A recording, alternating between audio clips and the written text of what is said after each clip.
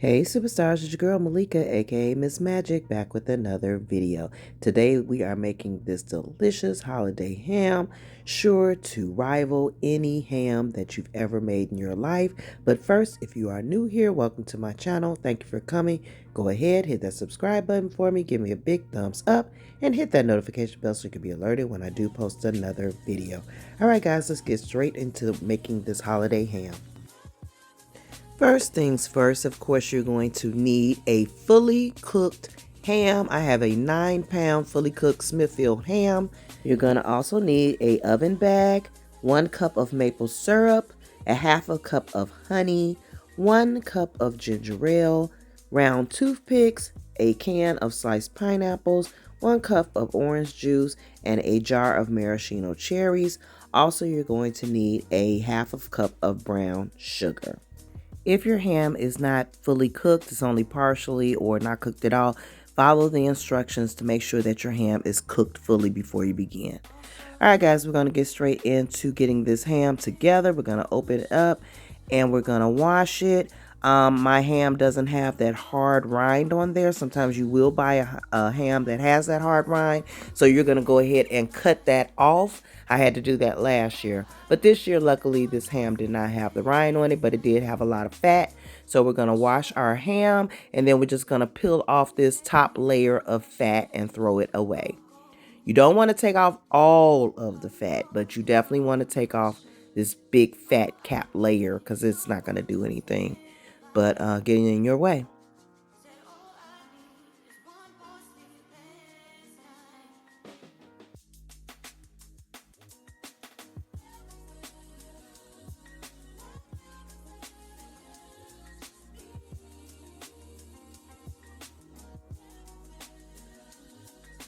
Now I'm just going to turn it face down, and as you see, the marbling fat that's within the ham, you don't want to get rid of that. You want to keep that, so you don't want to dig all that out. And then it has a ham bone in the middle. All right, I'm just going to go ahead and finish washing up this ham and getting it ready so we can go ahead and fix our glaze up. All right, let's get started with mixing our ingredients. Once again, we're using 1 cup of orange juice. Use whatever ingredient brands that you like.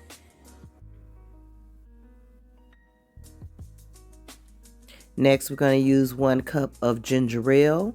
Yes, I used the bogus ginger ale, but you know, it is what it is. 1 cup of ginger ale.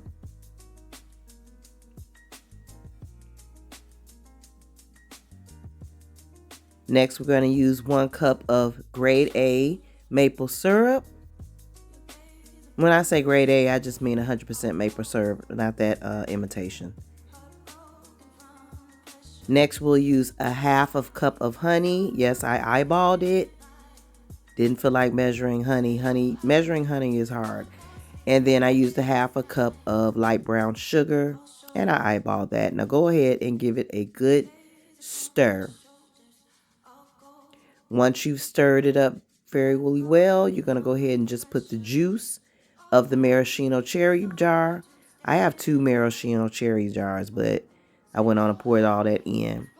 Just the juice. And of course, a couple of cherries fell in. That's fine. No problem. Now we're going to go ahead and score our ham. And by scoring, you're basically just cutting 1/4 slits diagonal throughout the ham. And then once you've done the whole ham like that, the one way, then you're going to turn your knife and then you'll slit it in another way, in the other way. What you're trying to do is just make diamond shapes in the top of your ham. And of course, this just allows this juice, this glaze that we made, to fully saturate your ham and make it nice and flavorful and juicy all over.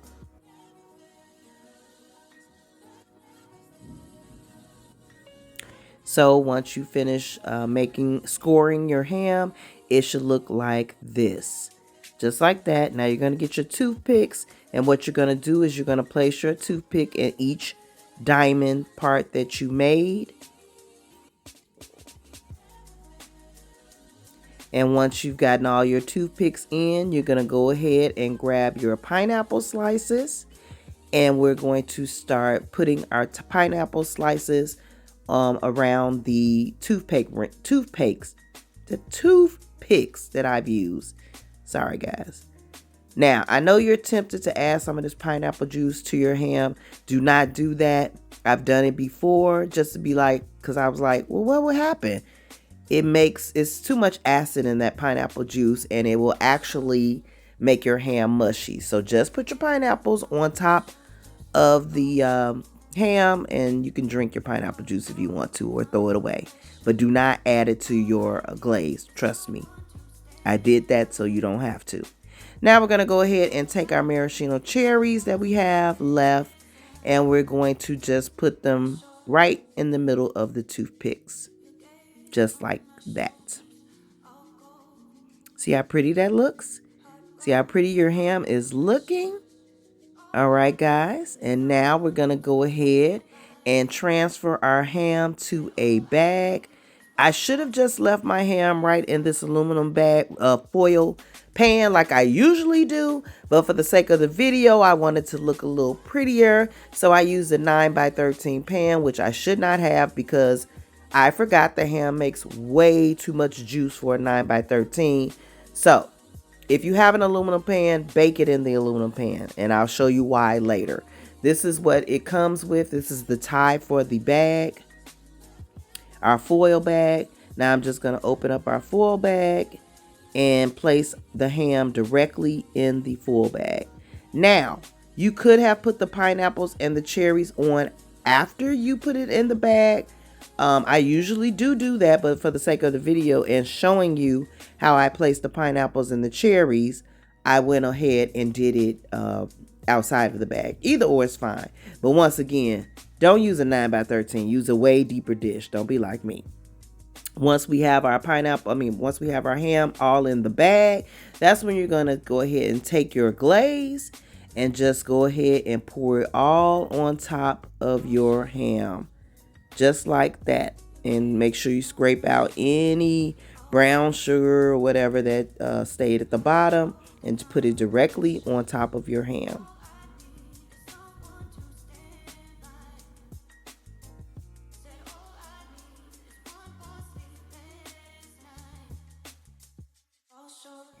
Once you are done, go ahead and just loosely twist it, not too tight, and put the closure piece on and just go ahead and zip tie it together. As soon as you pull it in, it will lock tight. Yep, just like that. Now we're going to go ahead and get a knife, or you can use a toothpick, and we're going to start to poke holes in the top so that our ham can breathe. I went on and used a knife. So now we're just going to put about 10 slits all around at the top, not the bottom, nowhere near where the juice is, because you do not want your juice to sip out. So just at the top, just like that. Once you have done that, now you want to go ahead and put your ham in a preheated 350-degree oven for about 1 hour. I have a 9-pound ham. If your ham is bigger, then you want to go a little more, an hour, 15, hour and a half, but you don't want to go too long. Don't worry about my stove. I've been cooking all day, so it's a little dirty, but hey, I've been cooking. So go ahead, pop that joker in the oven. And then after an hour or so, our ham is completely done. Remember, this is a fully cooked ham. So basically all we're doing is warming up our glaze and warming up our ham, which does take about an hour. And like I said, a bigger ham would take a little longer. All right, guys, let's open her up. See what we got going on. She looks beautiful. She looks very, very ready to go. And that's how that looks. Now, once you get it all open, you can tear the bag a little bit and just pour some ham glaze all over your ham. You can baste it as many times as you want. Once again, like I said, I had way too much juice for this pan, so I did have to go ahead and pour some glaze in another bowl. But that's how our ham looks. It looks totally delicious. Now what we have to do, guys, is we have to carve our ham because we have guests coming. But she is so pretty, just like that. Take a picture of her. Go ahead and remove your pineapples and your cherries. And once you do that, we are ready to carve our ham. Carve it directly in the juice. And what we're going to do is just slice it right on its face down. So slice it just like that. There is a ham bone in the middle, so when you're carving, you're going to carve all around the ham bone. I'm going to show you what I do with my ham bone later. But look at that. Ooh, that ham looks so good and juicy. Look at that. Yes. Now for presentation, we're going to go ahead and place our pineapples and our cherries back on top. That way, if one of your guests wants to eat pineapple or cherry with their ham, they are welcome to do it. But this is how it looks, and I am the cook. This is my house. I couldn't resist it. I had to taste the ham, and baby, it did not disappoint. This ham is so good, man. All right, guys, this is our final presentation of our ham. Go ahead and save that ham bone for a ham chowder soup or whatever you like, but this is our ham. This is the presentation. I want to thank you guys for watching. And for those who say, oh my gosh, she's not wearing gloves, she picking all in the ham. This ham is for my immediate family and my immediate family only. If you are doing a presentation for a big family, wear gloves, do what you want. But this is mine. It's my house, my rules. All right, guys. I want to thank you for watching. Don't forget to hit that subscribe button for me. Give me a big thumbs up and hit the notification bell so you can be alerted when I do post another video. Love you guys. Bye.